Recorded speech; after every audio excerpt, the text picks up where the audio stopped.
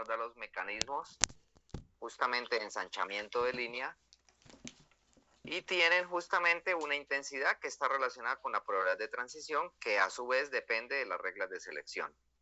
Entonces hasta ahí quedamos y vamos a analizar los casos cuando justamente estamos en un estado electrónico y tenemos diferentes transiciones vibracionales. Entonces ahí quedamos justamente, habíamos planteado la integral con la cual podemos calcular justamente la fuerza de la transición, y esta estaba dada por el acoplamiento entre los estados. ¿Sí? Los cuales estudiamos desde la aproximación de Bohr-Oppenheimer, separando la parte electrónica de la parte nuclear. Esto va a ser importante porque ya vamos a estar checando que justamente estas partes nucleares nos van a dar justamente una estructura fina en los espectros, donde tenemos precisamente las transiciones electrónicas. Entonces partíamos de que justamente el acoplamiento entre estados, habíamos llamado esto IK, puede ser cualquier contador, era igual a la integral justamente de nuestras funciones de onda acopladas y separadas en su parte electrónica con el operador tanto para núcleos como para electrones y acoplado justamente a las funciones de onda correspondientes para la parte electrónica y nuclear e integrado sobre todas las coordenadas, tanto las electrónicas como las nucleares. Y habíamos partido la integral haciendo justamente agrupamiento de términos, de manera que este elemento matricial de acoplamiento quedaba en función de nuestra función de onda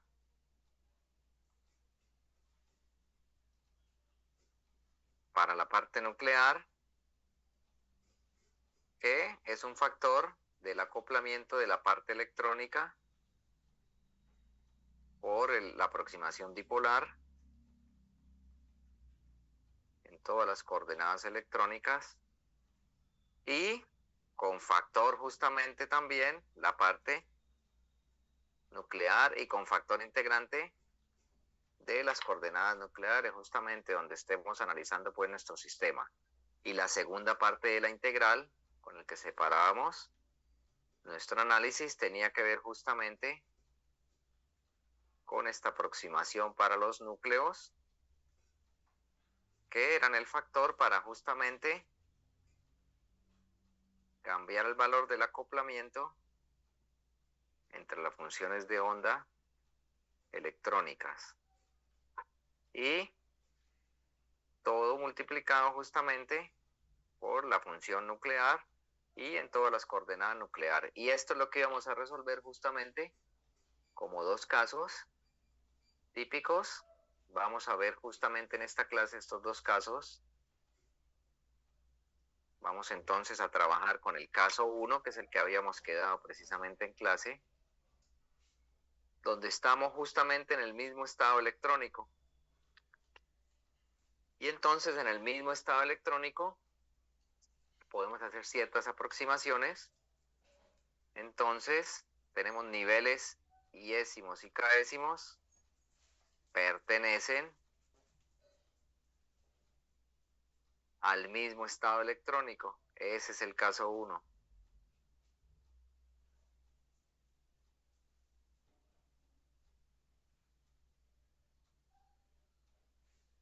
Y entonces, si esto sucede aquí, la transición ocurre entonces entre estados rotovibracionales. Es rotovibracional, o sea que tenemos transiciones de estados vibracionales y de estados rotacionales.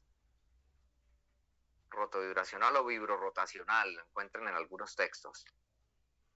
Bien, con esto en mente entonces, uno puede plantear cuánticamente que entonces mis funciones electrónicas phi son iguales. Entonces phi sub i es idéntica a phi sub k porque estamos en el mismo estado electrónico. De manera que esto implica que phi sub i en la aproximación dipolar, phi sub k, es igual a la carga fundamental por phi sub i, phi sub k, y esto no es otra cosa sino carga por distancia y el cuadrado de nuestra función de onda. Esta es una función impar para las variables de integración justamente con el que estamos haciendo en esta integral. Recuerden que esto lo ponemos siempre en las integrales y es un elemento matricial donde estos contadores I sub k corren para las diferentes configuraciones que tengamos en nuestra función de onda. La integral entonces sobre todas las coordenadas de tau EL implica que se anulen. Se anula la integral.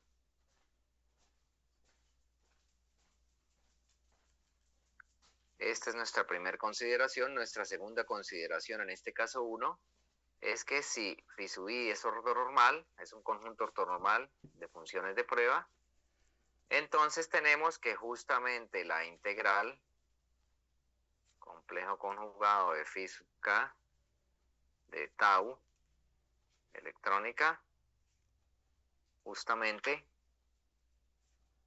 es 1.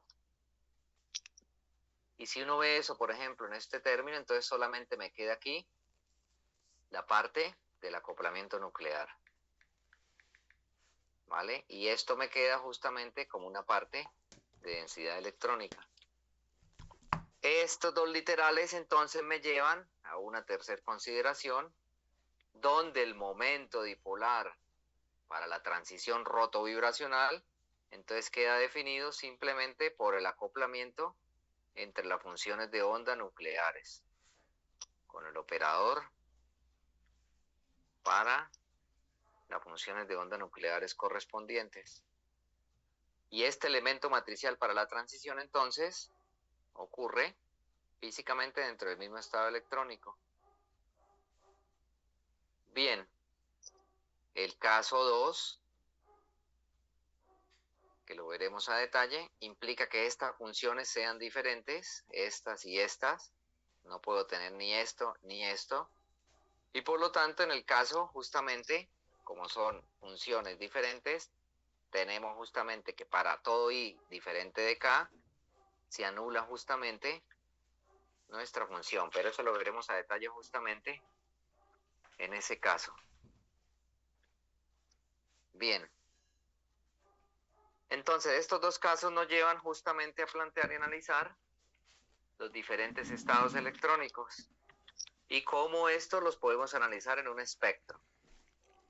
Entonces, podemos checar que justamente nuestros espectros tienen que ver justamente con cómo calculamos estos elementos matriciales.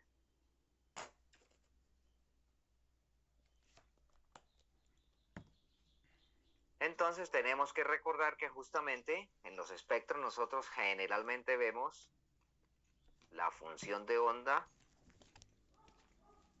la longitud de onda, perdón, o por ejemplo el número de onda como el inverso de esta. Para el caso en el que estamos hablando de transiciones rotovibracionales. Uno no va a encontrar espectros en electrón volt o en centímetros, en Hartree para este tipo de transiciones. Y sí, estas transiciones van a depender justamente de nuestros estados. Entonces, por ejemplo, uno puede tener, vamos a hacer aquí un pequeño espectro con 3 bandas.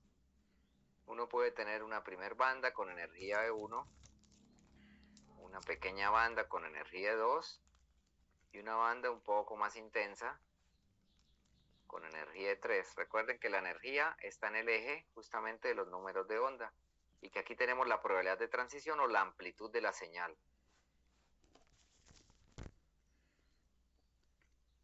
La señal como tal. ¿Vale? Y esto uno lo puede mapear si uno, por ejemplo, ve cada uno de estos estados a partir de una transición de un estado fundamental que llamamos como referencia de 0, E1, E2 y E3. donde justamente estas flechas verticales que ponemos simbolizan una transición y entre más grande sea la flecha, está significando que tiene más energía justamente la transición.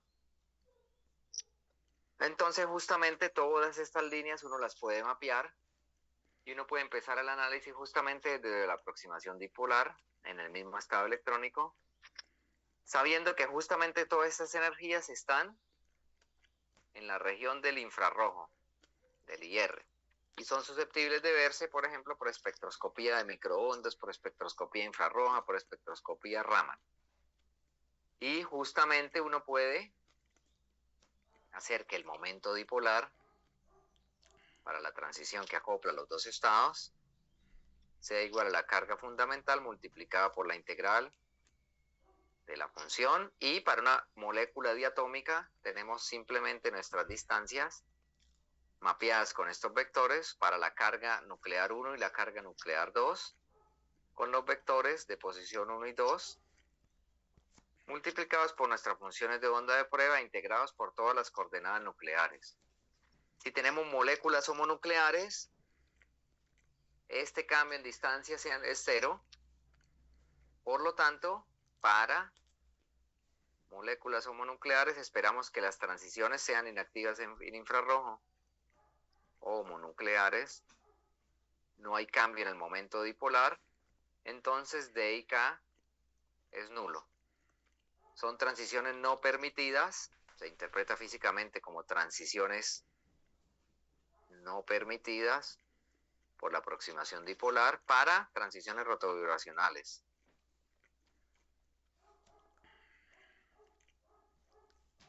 Sin embargo, por espectroscopía Raman uno puede checar justamente complementariamente aquellas transiciones que no son activas en infrarrojos porque el acoplamiento dipolar es nulo, pero sí puede tener uno justamente procesos de dispersión que le pueden dar unos señales que están asociados justamente a las vibraciones de los enlaces de la molécula diatómica. Entonces uno sí puede ver que aunque el momento dipolar sea 0 y este acoplamiento justamente de las dos funciones de onda sea 0, estas complementariamente pueden o no ser activas en Raman. En general son activas en Raman. Al grupo que le toca exponer justamente Raman puede comentarnos al respecto. Ahora, en contraste, para moléculas heteronucleares, justamente como hay un cambio en el momento dipolar, entonces sí tenemos transiciones para moléculas heteronucleares. Sí tenemos ese cambio en el momento dipolar y por lo tanto puede tener una magnitud diferente a 0. Es decir, cuando hagamos la integral vamos a tener justamente un valor diferente de 0.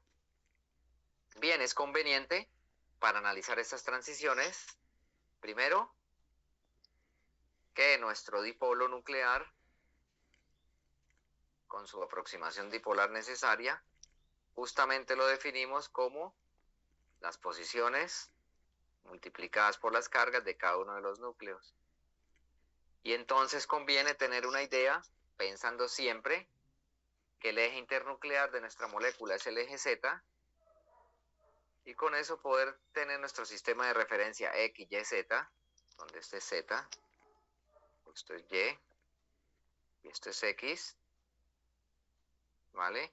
De manera que nuestro dipolo, digamos orientado, ahora sí en 3D en cualquier dirección, con este vector que estoy dibujando aquí, hace un ángulo θ con el eje internuclear que estamos definiendo justamente Z, pero que podemos rotar θ veces respecto a este sistema de referencia. Tenemos una proyección en el plano X, Y, donde nos da justamente una componente en ese plano XY y sus respectivas componentes en el eje Y y en el eje X, que nos da justamente nuestro mu en X, nuestro mu en Y y nuestro mu en Z. Vamos a hacer un poco más grande el eje Z para prolongar justamente nuestra proyección y poder dibujar el vector z con su componente mu z. ¿Vale? Y como tenemos una proyección en el plano XY, tenemos también nuestro ángulo azimutal, ¿sí? Recuerden, este es el ángulo azimutal.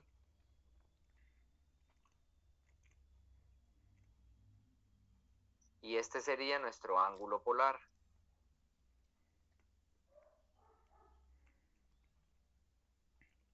De manera que nuestro vector de momento dipolar, este d nuc, justamente que va a depender de la separación entre los dos núcleos, nos va a permitir hacer un análisis en este sistema de coordenadas. Ahora, este sistema de coordenadas puede ser un sistema inercial justo para quitarnos la parte de la dependencia del sistema relativo, un sistema que, por ejemplo, puede tener sus coordenadas a la altura en el laboratorio, x, y en el plano, por ejemplo, de la mesa óptica. De manera que podemos tener nuestro vector de referencia R0 en función justamente de las distancias. Recuerden que aquí, vamos a dibujarlo en negro, están justamente nuestros núcleos. El eje internuclear sería este. Nuestro sistema de referencia en el laboratorio sería X, Y, Z, pero podemos transformar esto justamente de manera que trabajemos justamente la magnitud de nuestro acoplamiento como la diferencia entre justamente las posiciones multiplicadas por la carga fundamental y con un vector R0, ¿vale? Que justamente cuantifica la magnitud de este acoplamiento, de manera que podamos escribir este d nuc como el producto, como un producto punto justamente con nuestra magnitud de campo eléctrico. Entonces nuestro producto punto, donde R0 justamente aquí son coordenadas en función de los ángulos que definimos en nuestro sistema de referencia, seno de teta, coseno de phi. Primer coordenada, seno de teta, seno de phi. Y nuestra tercera coordenada, coseno de teta. Y podemos justamente también utilizar, por ejemplo, radiación polarizada en el eje Z de nuestro laboratorio para tener una componente de campo eléctrico que puede interaccionar justamente con nuestra molécula. Bien, entonces nos interesa la probabilidad de transición, de manera que planteamos nuestra probabilidad de transición entre los estados que están acoplando justamente el IK décimo con respecto al tiempo para una transición de absorción, porque ya les decía que las de emisión pueden durar mucho y la molécula o la molécula atómica puede salirse del punto focal donde se está midiendo en el espectrofotómetro. Entonces conviene justamente hacer medidas de absorción porque la velocidad de un proceso de absorción ya hemos visto que está en attosegundos. Y esto entonces nos definiría, con esta norma al cuadrado, el acoplamiento de nuestras funciones de onda y décimas y k-décimas para las funciones nucleares en todas las coordenadas nucleares, con esta definición que hicimos justamente para nuestras cargas que están involucradas, poniendo justamente nuestro sistema de referencia en el centro del eje internuclear y utilizando un campo eléctrico que podamos justamente hacer interaccionar con nuestro R0 en estas coordenadas. Si despreciamos las interacciones justamente vibracionales y rotacionales en la molécula y utilizamos una función de onda de prueba nuclear apropiada, donde podamos hacerla en función de nuestra distancia internuclear, nuestros ángulos phi y teta, podemos entonces tener una función de prueba que tenga solo la parte radial y otra función, otro factor de la función de prueba que tenga solamente la parte angular. Así como justamente en analogía como se hacía con átomos, donde teníamos una parte radial y encontrábamos los nodos para los orbitales atómicos, y una parte angular que nos daba justamente la orientación y la forma de estos orbitales. Entonces, si utilizamos como funciones de onda vibracionales para la parte radial, una función de prueba vibracional en función de R, de manera que, por ejemplo, la distancia internuclear sea un factor que multiplique a nuestra función radial. ¿Dónde está R? Justamente sea la contribución de cada una de las posiciones donde están ubicados nuestros núcleos. Nuestra distancia internuclear y nuestra función, justamente, angular, la podemos asociar entonces esto para las vibraciones moleculares y la función angular y nuestra función angular para nuestras rotaciones, que dependa de teta y de phi, entonces justamente queda asociada con estas funciones angulares. Y tenemos que restringir entonces aquí un sistema cambiante en función de R, aquí un sistema rígido que se conoce como el rotor rígido, donde solo nos interesa cómo cambia la energía a partir de las rotaciones de un sistema que tiene justamente los núcleos en posiciones fijas y que están justamente conectados por su enlace que no va a cambiar de distancia, donde la dependencia solamente va a ser angular. Bien, para este tipo de funciones, entonces nuestro elemento de integración queda descrito con una parte para la función vibracional y con otra parte para las funciones rotacionales. Bien, con esto en mente entonces, uno puede empezar a plantear cómo es el cálculo para este tipo de transiciones, de manera que de forma explícita un diferencial queda en función de nuestra distancia internuclear, del dr y de nuestros ángulos seno de teta, de phi. Ese sería justamente nuestro diferencial. Y si hacemos la razón entre R1 y R2 igual justamente a nuestras masas 2 sobre 1 y R como la contribución de las dos distancias, entonces podemos plantear que nuestra diferencia Z1 R1 menos Z2 R2 quede escrita entonces con esta razón: Z1 M2 menos Z2 M1 más la suma de nuestras masas. Tarea entonces: demostrar la anterior igualdad. Al final de la clase les creo justamente esta tarea para que la entreguen lo más pronto posible. Bien, entonces con esta igualdad nosotros podemos utilizar esta razón aquí en esta parte de nuestro cálculo y empezamos entonces justamente analizando cómo podemos calcular entonces nuestro elemento matricial de acoplamiento entre los estados I, K, donde nos queda justamente Z1 por M2 menos Z2 por M1 sobre la suma de las masas, y esto multiplicado por las integrales que me acoplan justamente mi función de onda vibracional, vamos a ponerlo así entre paréntesis, del estado yésimo,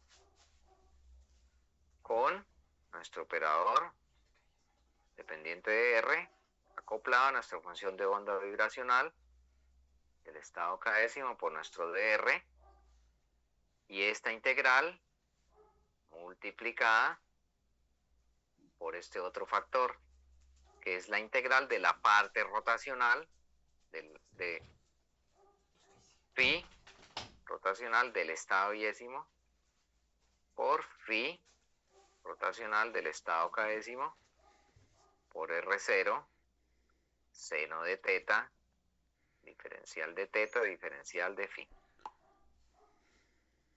Bien, entonces, esto que voy a poner aquí en verde como 1 y esto aquí en verde como 2, podemos decir que 1 entonces es independiente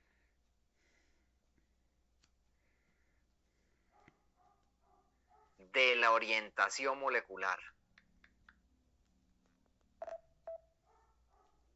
o sea, no va a tener efectos de isotropía, es decir, mi señal en mi banda espectral no va a depender de la orientación justamente de la molécula, y más bien las transiciones serán entre estados vibracionales y hacia acá, y como les dije, generalmente de absorción, y recordando que estamos dentro del mismo estado electrónico.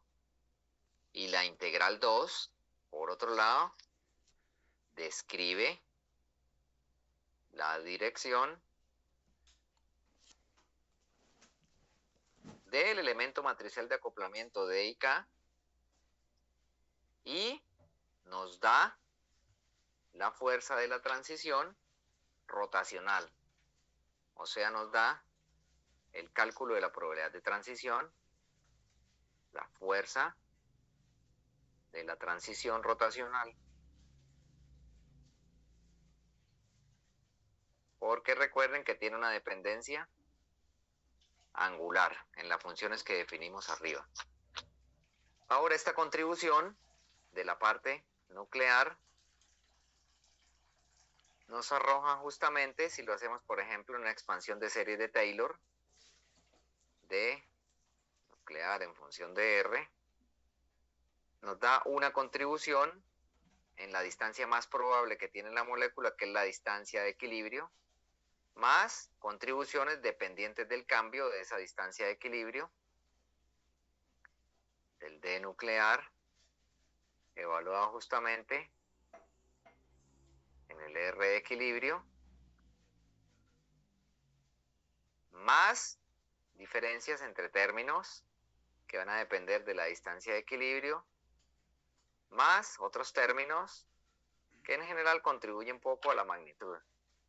Y este desplazamiento de la posición de equilibrio justamente nos puede dar cuenta de cómo varía, por ejemplo, a medida que en la curva yo voy estudiando en el pozo de potencial mis diferentes estados vibracionales, el estado vibracional 0, el 1, el 2, el 3, etc. Dentro del mismo estado electrónico.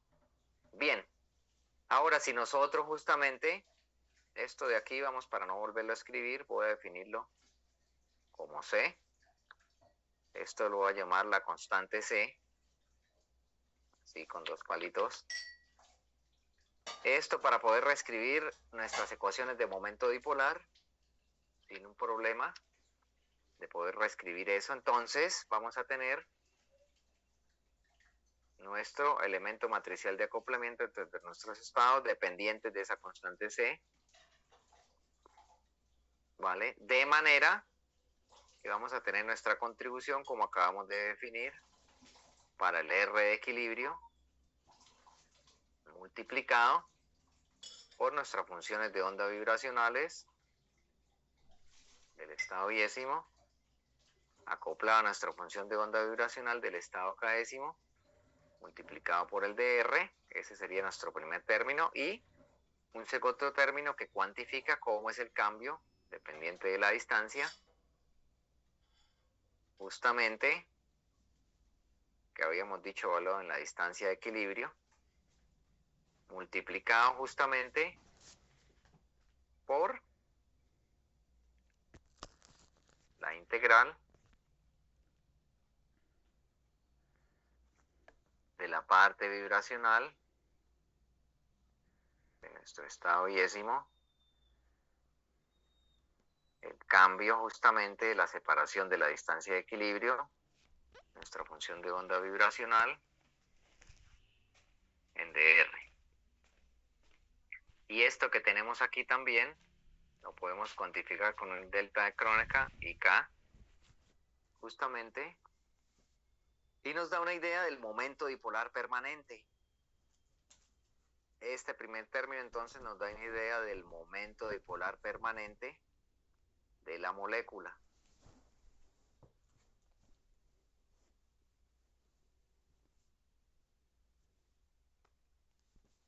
Cuando I igual a K, ¿vale? Y como es un delta de Kronecker para los demás, es 0 cuando I diferente de K implica 0, ¿vale? Bien, el segundo término, vemos que tiene dos contribuciones.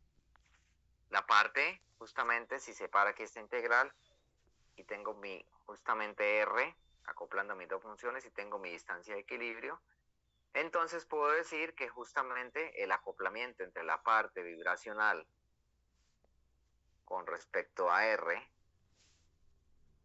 va a ser nulo para todo I igual a K,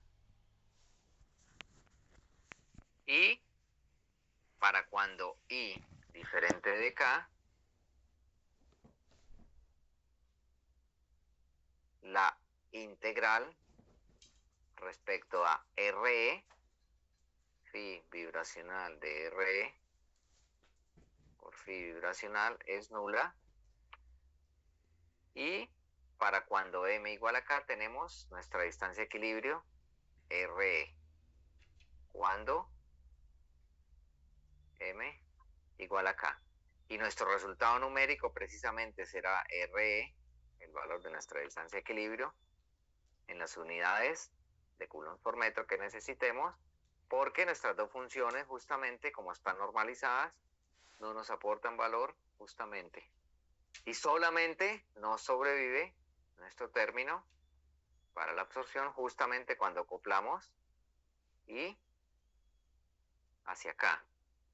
Y como solamente tenemos un término, entonces nuestro momento dipolar de transición vibracional, entonces queda definido en función de los parámetros nucleares, la constante C, el diferencial de cambio con respecto al D nuclear que definimos también arriba, y el acoplamiento entre la única función de prueba que tengamos para nuestra distancia R en dr. Este entonces es un elemento matricial para una transición vibracional pura. Eso significa que podemos tener transiciones vibracionales mezcladas, y esto ocurre cuando estamos en transiciones del caso 2, donde estamos en diferentes estados electrónicos que nos acoplan transiciones rotacionales y vibracionales. Ahora, la única restricción es que esto se anula cuando no tengamos justamente cambio, es decir, si el DDR que está acoplando nuestros núcleos justamente o no se anula, dejémonos más bien en general, cuando esto es diferente de cero. O sea que cuando no tenemos un momento dipolar nulo para moléculas, por ejemplo, mononucleares. Bien, ¿qué funciones entonces de prueba podemos usar? Entonces, usando funciones de prueba vibracionales, por ejemplo, los polinomios de Hermite,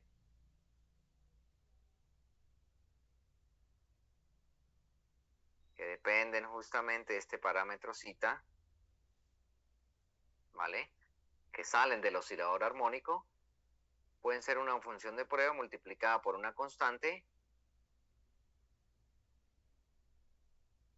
Vamos a llamar esa constante A. De manera que justamente, si podemos utilizar estas funciones y cumplimos para M igual a Km diferente de K, de manera que si analizamos los números cuánticos para el estado yésimo y el estado késimo, podemos decir que nuestras frecuencias vibracionales para una transición entre estados vibracionales deba cumplir justamente un cambio de más o menos 1. ¿Vale? Bien, en el resto de los casos se anula. Con funciones de este tipo, entonces, uno puede justamente calcular diferentes valores para las funciones vibracionales crecientes en un pozo que me da justamente la energía de estabilización electrónica para una molécula diatómica. Bien, entonces uno puede completar este tipo de transiciones, como habíamos dicho, con la aproximación armónica, o puede uno incluir justamente anarmonicidad para mirar, por ejemplo, cómo afecta esto las transiciones, de manera que un estado vibracional con frecuencia B2', este se asocia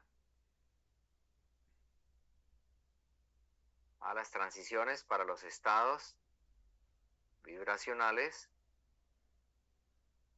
uno pueda tener cambios con otro estado vibracional que justamente cumplan cambios en sus números de más o menos 2, 3, 4 para la transición.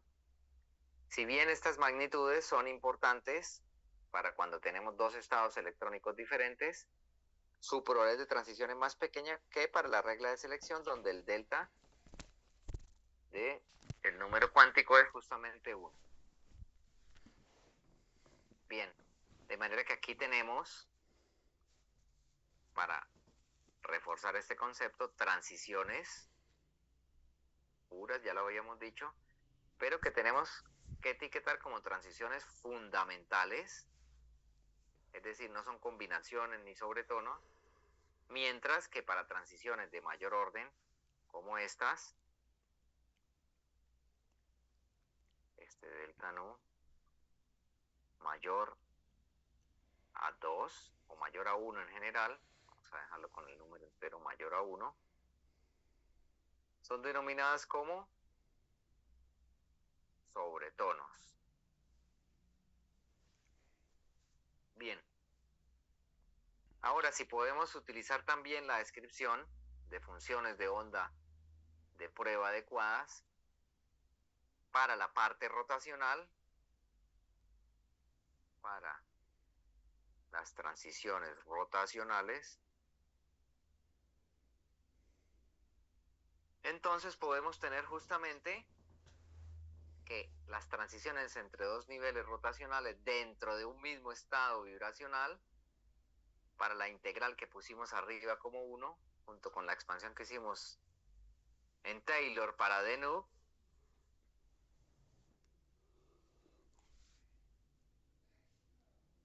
tenemos entonces forma de cuantificar utilizando funciones de prueba rotacionales. Vamos a escribirlas aquí, phi rot, como polinomios de Legendre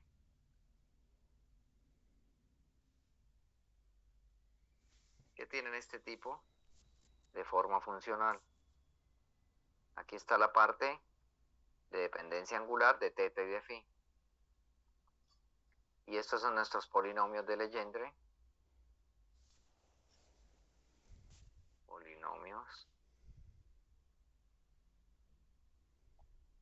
Y esta función, lo importante es que dependen de los números cuánticos de momento angular y de proyección del momento angular. De manera que nuestro número cuántico tiene su proyección en el eje internuclear de J por J más 1 por H barra.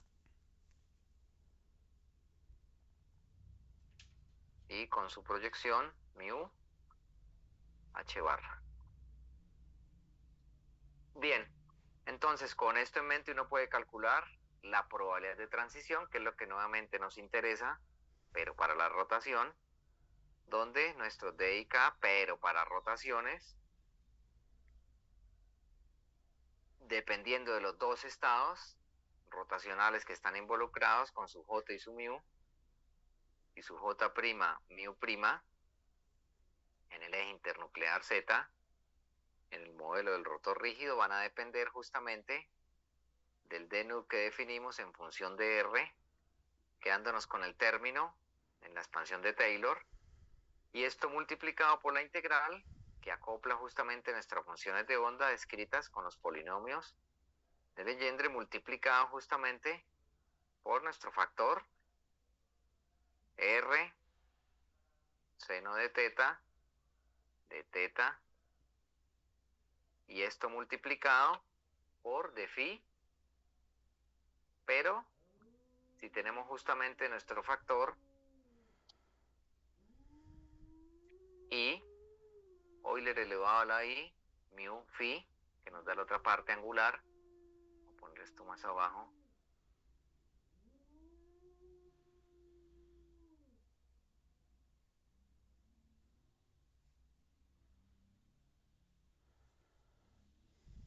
entonces R0 seno de teta por la integral, si tenemos justamente ese factor, mu 2' menos mu' por phi, y ahora sí por el factor de phi. Entonces esto por esto. Bien, entonces la probabilidad de transición para dos estados rotacionales dependen justamente de dónde envíe uno el campo eléctrico, porque justamente es un rotor rígido que está en 3D, está en cualquiera de las tres orientaciones. Entonces, si tenemos luz linealmente polarizada, entonces vamos a poner dependencia de la polarización de el campo eléctrico que interacciona. Entonces A, para luz linealmente polarizada,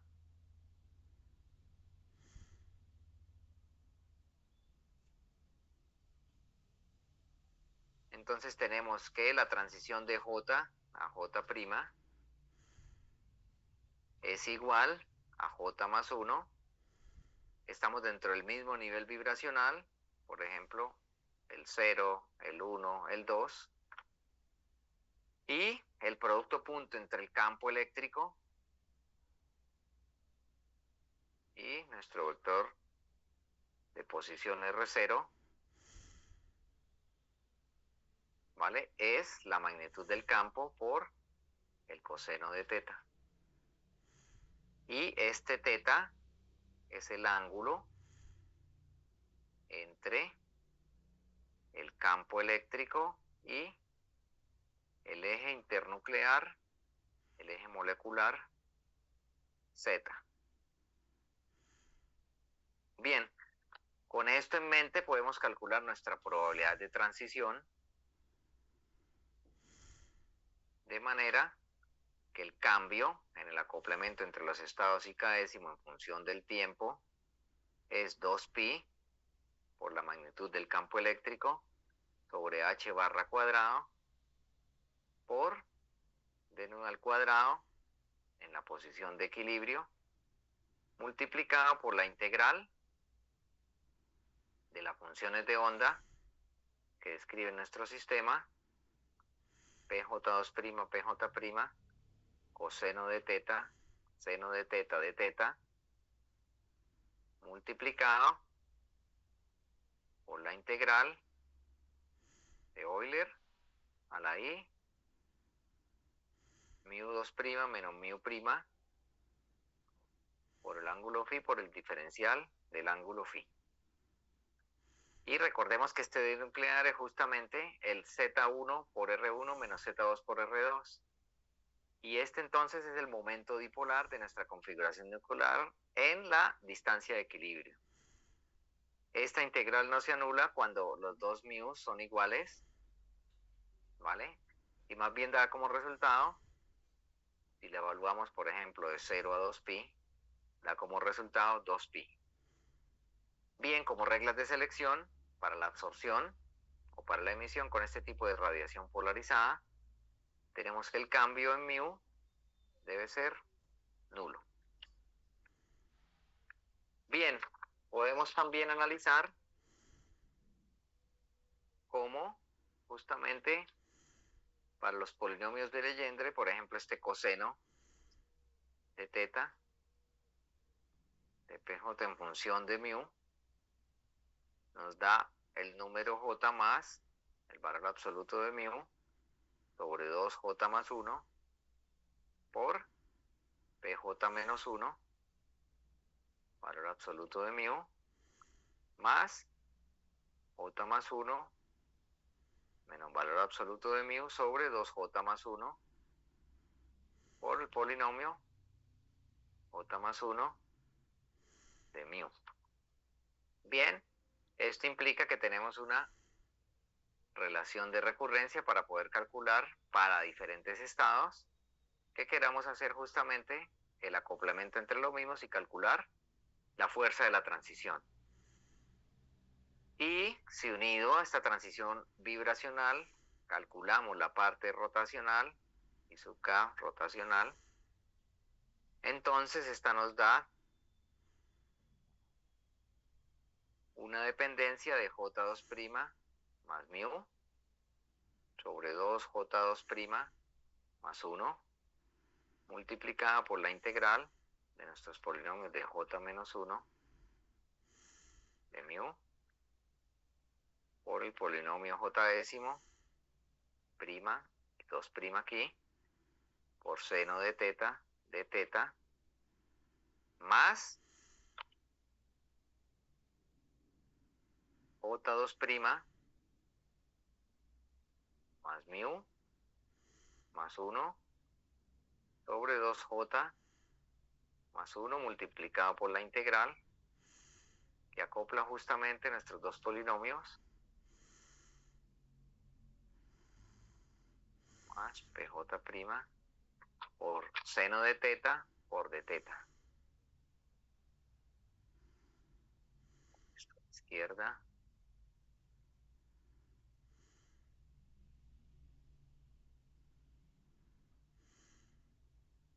Para escribir completamente la expresión seno de teta por de teta.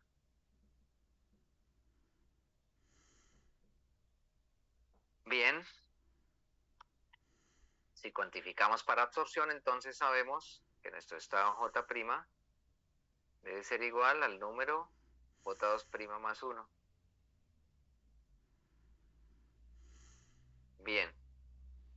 Y justamente el cambio del estado J aquí ya decimos rotacional con respecto al tiempo queda como 2pi magnitud del campo eléctrico sobre h barra cuadrado por d cuadrado nuclear en la distancia de equilibrio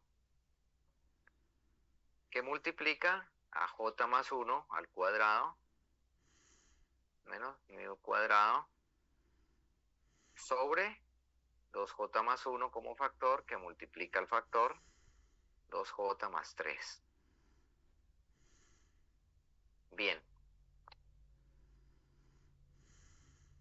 De manera que uno puede calcular una probabilidad de transición para la luz linealmente polarizada, donde tenemos la transición del estado icadécimo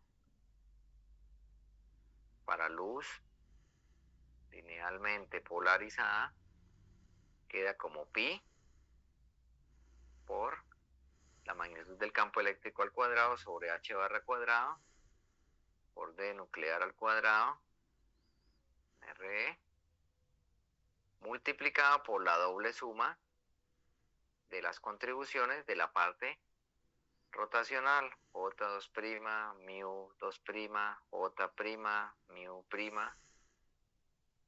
al cuadrado.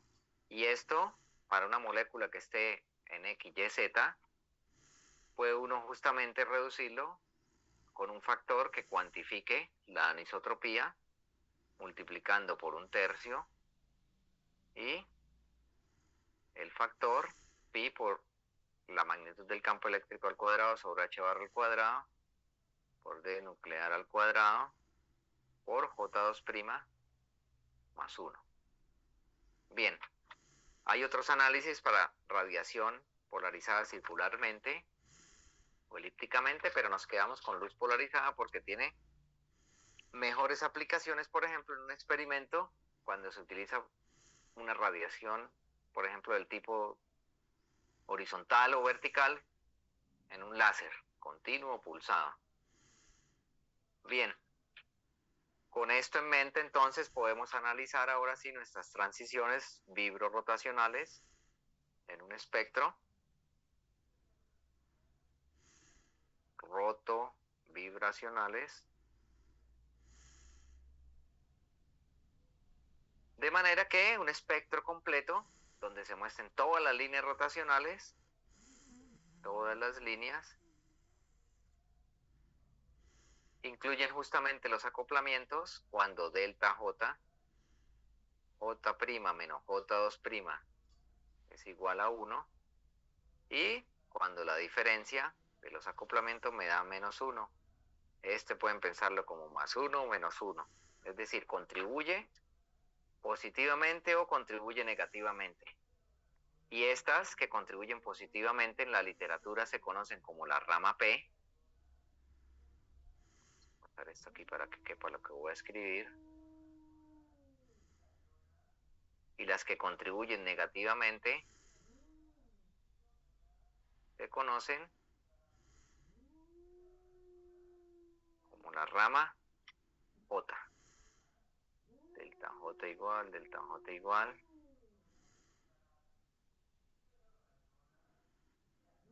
Menos 1.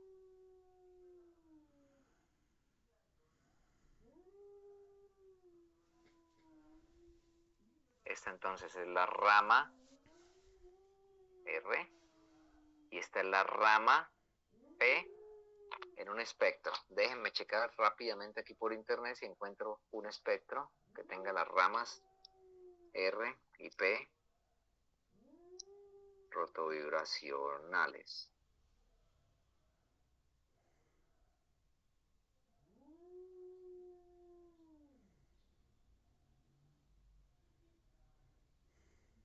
Acá hay un espectro. Vamos a copiar la imagen y a ver si se me pega bien aquí.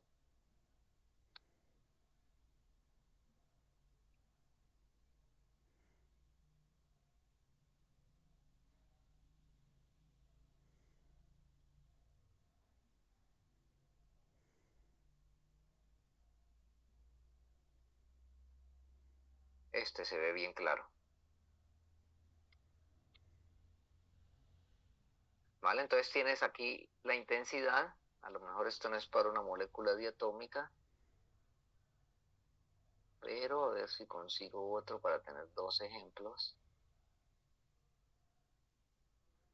Porque esto da muy buena información justamente acerca de las contribuciones que están pasando, por ejemplo, para el CO, para la molécula del monóxido de carbono. Vamos a ver si por aquí está el espectro.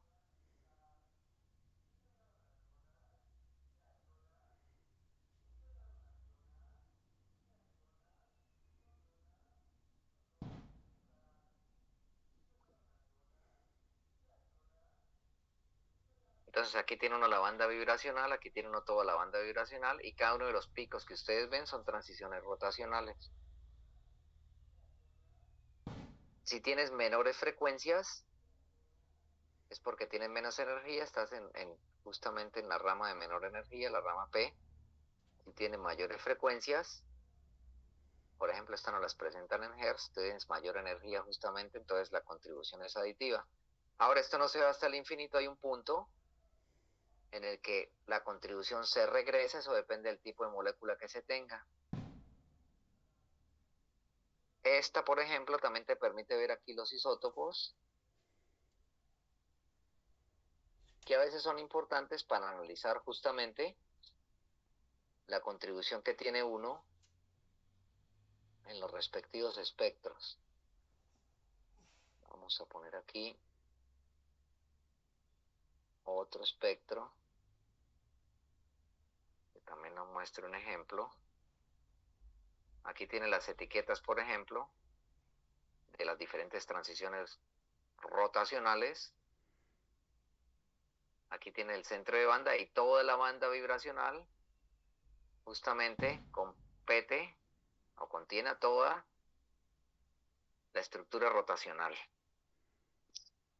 Bien, entonces con eso en mente uno puede analizar, vamos a ponerle aquí, que esta entonces es la rama P, esta entonces es la rama R,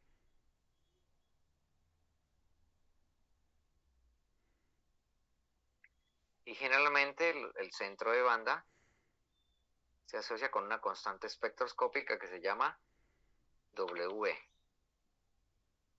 Bien, entonces tenemos estas transiciones que nos permiten cuantificar un espectro de manera precisa, ver las diferencias entre estas líneas espectrales, ver el ancho de banda, ver la posición de la banda central y ver cómo están cambiando justamente en separación cada una de las bandas.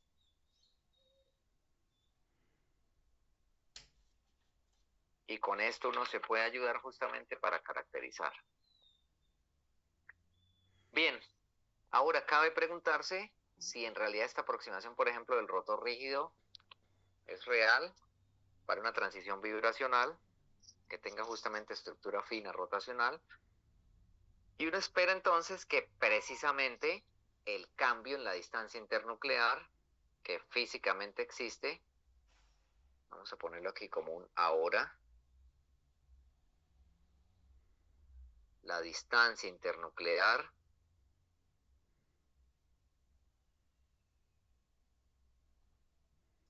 no es fija, y esto, si no fuera así, entonces no tuviéramos transiciones vibracionales, porque justamente lo que está mediando un espectro vibracional es la posición o la energía necesaria para tener esta transición.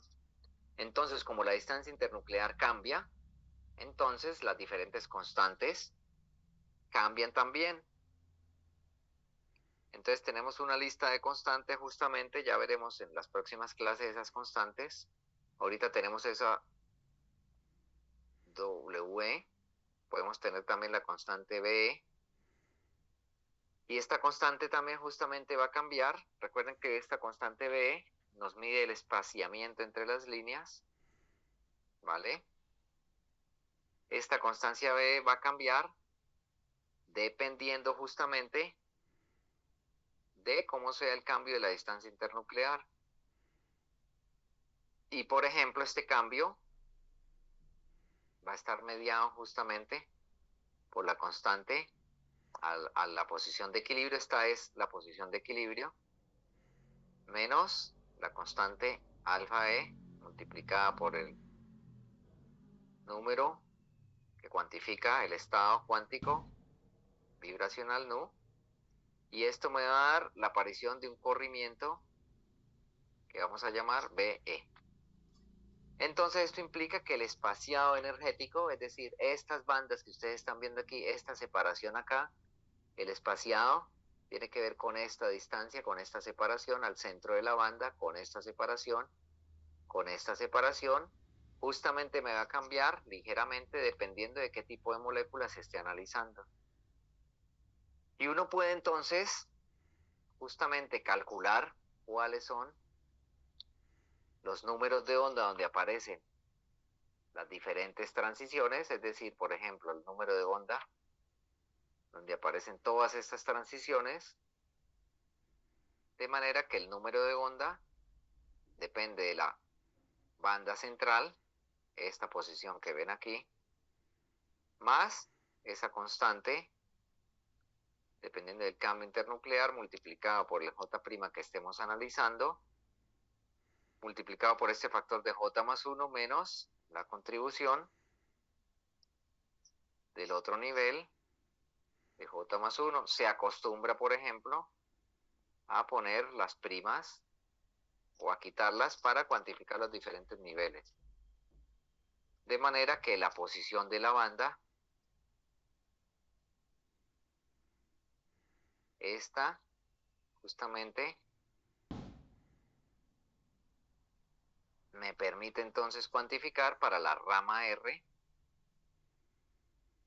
cómo cambia la posición de las bandas, donde J' es igual a J2' más 1, y esto habíamos dicho que era igual a J más 1, donde la banda en la rama R me va a dar esta frecuencia característica, que es justamente esta misma diferencia, 0 más 2 veces la corrección por cambio,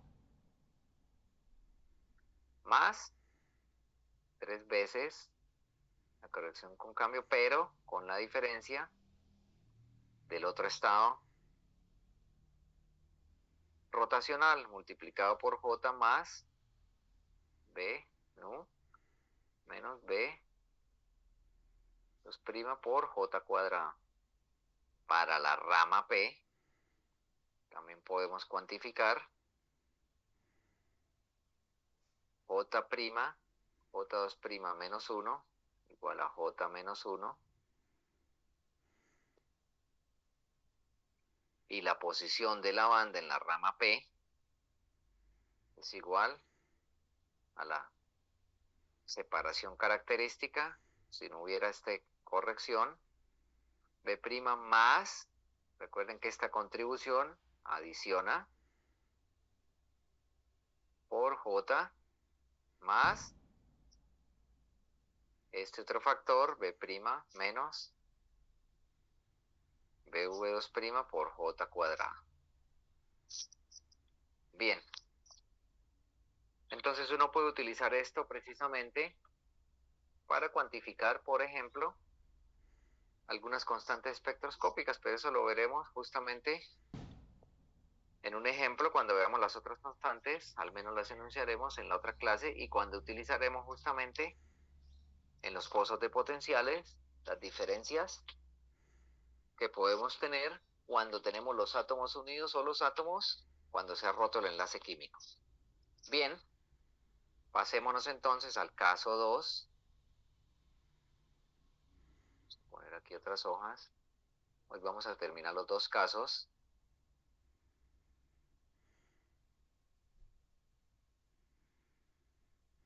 Para pasarnos a los anchos de línea. Entonces nos pasamos al caso 2, donde ya no estamos en el mismo estado electrónico, sino estados electrónicos diferentes. Siempre mapéenlo con nuestras curvas de potencial, nuestros niveles vibracionales, nuestros niveles rotacionales, y tenemos nuestras transiciones cambiando justamente la parte vibracional y nuestros estados electrónicos E2, E1. ¿Vale? De manera que nuestras transiciones ahora van a depender justamente de nuestro número vibracional y nuestro número cuántico rotacional para los dos estados. Y nuestro elemento matricial de acoplamiento nos va a permitir justamente calcular para la parte vibracional y también para la parte rotacional la estructura fina del espectro. Bien, entonces con los mismos análisis que hicimos antes para la función de onda electrónica, para la ortonormalidad, para el delta de Crónica y para las funciones de onda nucleares, nosotros podemos entonces plantear que el elemento matricial de acoplamiento entre los dos estados va a depender justamente de la parte vibracional, ahora del estado 2', que es el estado de menor energía, como factor del elemento matricial de acoplamiento de solamente la parte electrónica. El cuadrado de esto, D y K electrónico al cuadrado, se denomina fuerza de la banda,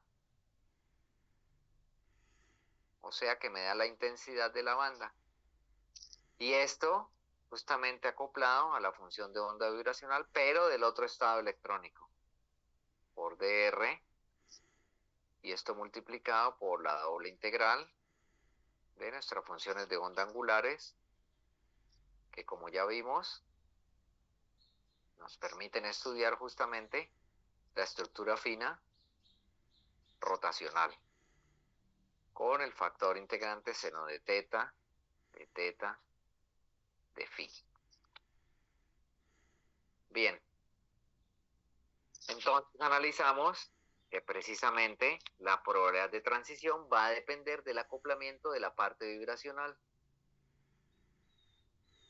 Este elemento matricial de acoplamiento solo depende de la configuración nuclear que tengamos en el momento, de manera que podemos utilizar, por ejemplo, la distancia de equilibrio para calcular esa fuerza de la banda, y si hacemos eso, entonces tenemos que nuestro elemento matricial del estado IK-ésimo es igual al acoplamiento electrónico de los estados IK en la distancia de equilibrio. Esta parte sale de la integral porque es constante nuestra distancia de equilibrio. Y lo demás queda la función de onda vibracional, pero del estado de menor energía acoplada a la función de onda vibracional del otro estado electrónico por el dr por la doble integral de los armónicos esféricos, que voy a llamar esto la doble integral del esférico armónico. J2', J', para no reescribir todo esto. De manera que si yo analizo solamente este factor que está aquí, este factor que lo voy a encerrar en una llave, esta integral vibracional, y si esta integral vibracional la elevo al cuadrado, es decir, si esa integral la elevo al cuadrado de la función vibracional acoplada a la función vibracional, pero recuerden que son de los estados electrónicos diferentes, esto me da justamente el denominado factor de Franck-Condon. Y se denomina con la letra Q, que acopla los estados vibracionales B2' y B'. Con el dr, ¿no? Vamos a ponérselo. Esto, la integral por el dr al cuadrado, se denomina factor de Franck-Condon. Bien, la segunda integral, que es la de los armónicos esféricos, tiene acoplamiento justamente con la parte rotacional. Y si hacemos toda la suma de las contribuciones de los estados rotacionales y elevamos al cuadrado también esa integral, entonces también podemos calcular un factor que, al igual que el anterior, J2', J' lo reescribimos de esta forma, siendo la doble integral de justamente los esféricos armónicos con los factores integrantes que vimos allá. Y si esto lo elevamos al cuadrado, vamos a ponerle también el seno de teta por d teta por d phi. Y si esto lo elevamos al cuadrado, también nos da la fuerza de la transición rotacional. Y esto se llama el factor de Hall-London.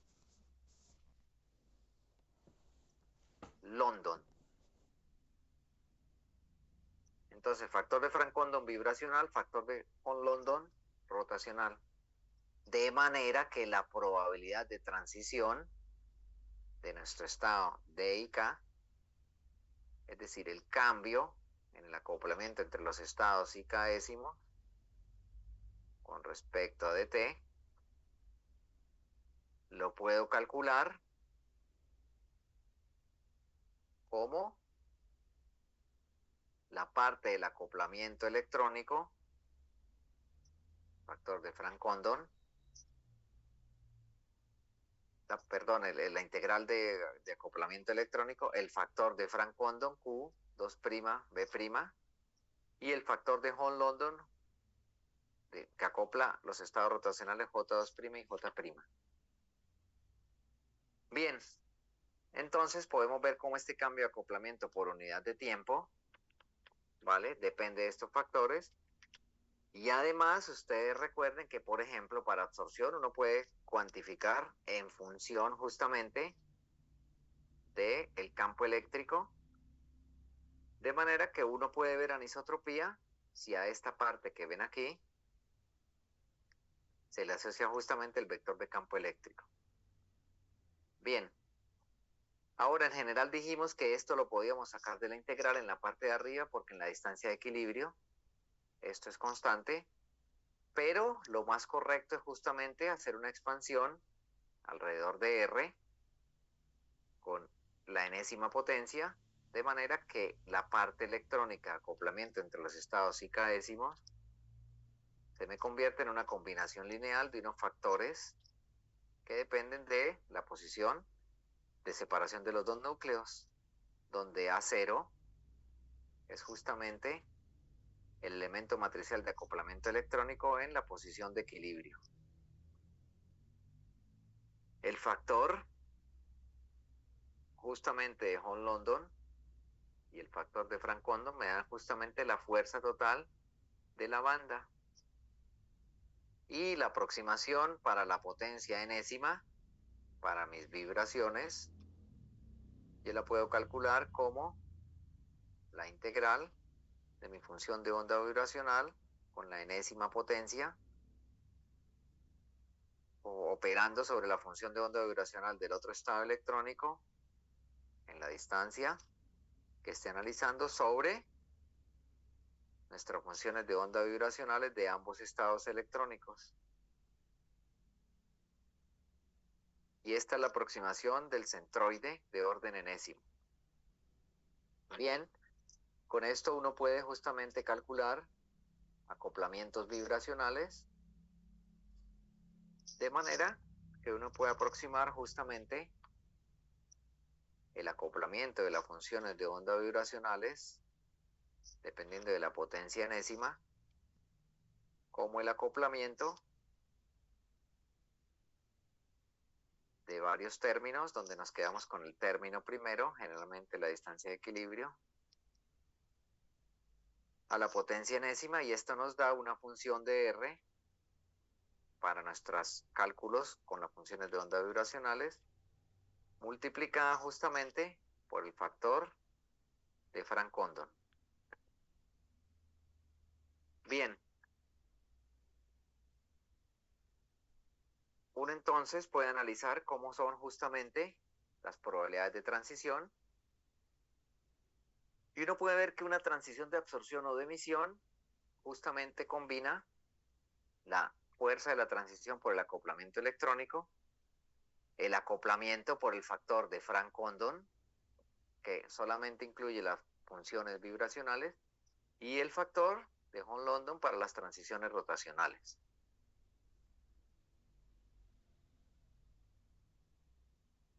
Bien, entonces uno puede mapear estas transiciones, como les decía al inicio de este caso 2, acoplando justamente nuestros dos pozos de potencial y nuestras diferentes transiciones. Recuerden que cada pozo está significando un estado electrónico y cada línea vertical un estado vibracional. De manera que uno espera que desde el distancia de equilibrio del estado E1 hacia la distancia de equilibrio del estado E2, uno tenga una transición vibracional que dependa justamente de las funciones de onda nucleares que me acoplen cada uno de estos estados vibracionales. Bien, entonces uno puede decir que la energía de la transición va a depender del estado 2 a la posición R que sea, menos la energía del estado 1 a la posición R que sea, más las energías vibracionales del estado de menor energía. Vamos a ponerle vibracionales. ¿Por qué? Porque recuerden que aquí tenemos un pequeño delta hacia el mínimo de la curva de energía potencial. Y eso hay que corregirlo justamente para tenerlo en cuenta. Bien.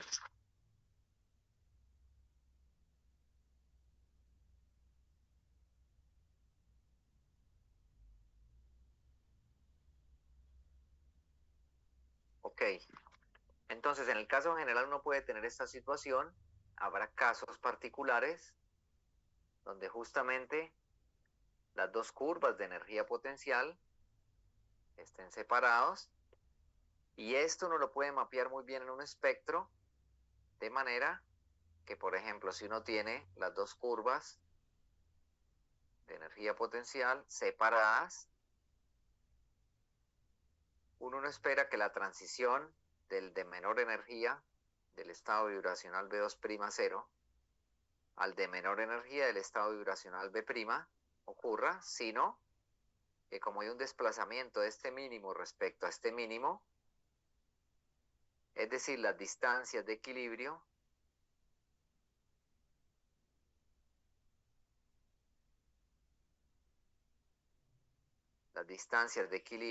B' es diferente a la distancia de equilibrio B2'. Entonces uno espera más bien mapear transiciones, por ejemplo, de 0 a 2, transiciones vibracionales de 0 a 2, de 0 a 3 tal vez, y esto uno lo puede mapear en un espectro. Si por ejemplo ponemos aquí la banda electrónica y las respectivas bandas vibracionales, donde cada uno de estos picos se asocian justamente, por ejemplo, la transición 0,1, 0,2, ¿vale? Vamos a hacer este más pequeño para decir que la transición 0,0 no es permitida o no se ve. Nos quedamos con la 0,2, 0,3 aquí más grande. Esta sería la transición 0,3. Y la transición 0,1, que sería de aquí a este estado, no estaría presente. Por lo tanto, un espectro de una molécula diatómica, cuando tiene estructura vibracional, me da idea del tipo de curvas de energía potencial y de las distancias de equilibrio que éstas presentan. Bien.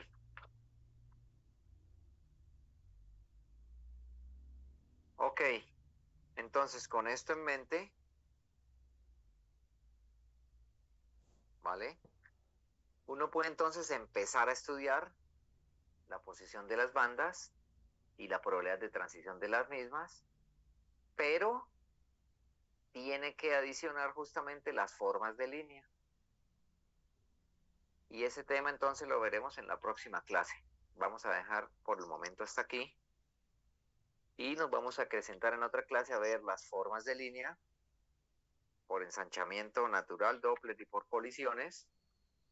Y vamos a terminar haciendo unos ejercicios y con eso cerramos tema justamente para el examen que viene. Terminando lo de anchos de línea, vamos a ver entonces los coeficientes de absorción, el cálculo de las asociaciones más bien, de los cálculos, por ejemplo, del coeficiente de Einstein, de la absortividad de una molécula, la sección eficaz de absorción y la relación con los momentos dipolares que hemos visto hasta ahorita. Para finalizar justamente con las poblaciones de estados que se encuentran en cada uno de los niveles rotacionales, electrónicos y vibracionales. Bien, jóvenes, entonces hasta aquí vamos a dejar la clase. Recuerden que tienen una tarea. Voy a compilarles ahorita este documento y se lo subo justamente al aula virtual.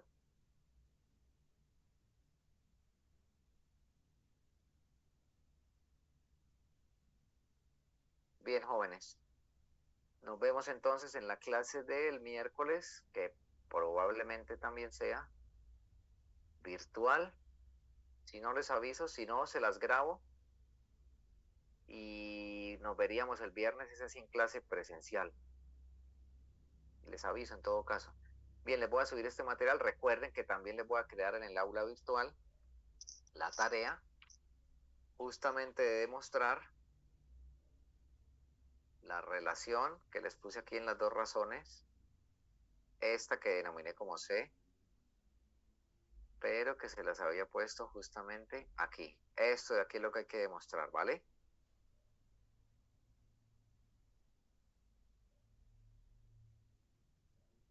Bien, jóvenes. Nos vemos entonces en la próxima clase.